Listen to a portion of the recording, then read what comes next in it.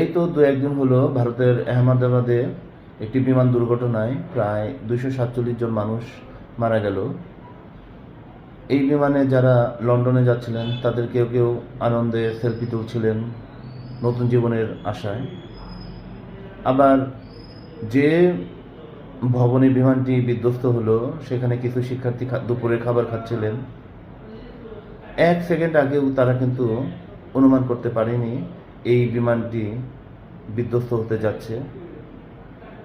আমরা আসলে কেউই জানি না আমাদের ভবিষ্যতে কি হতে যাচ্ছে। জীবনটা অনিশ্চয়তায় ভরা, সামনে কি হবে কেউ অনুমান করতে পারবো না। তাই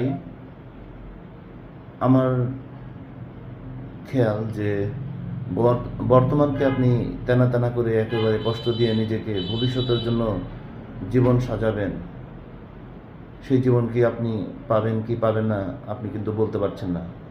অবশ্যই ভবিষ্যৎকে সাজাতে হবে, তবে বর্তমানকে কষ্ট দিয়ে নয়।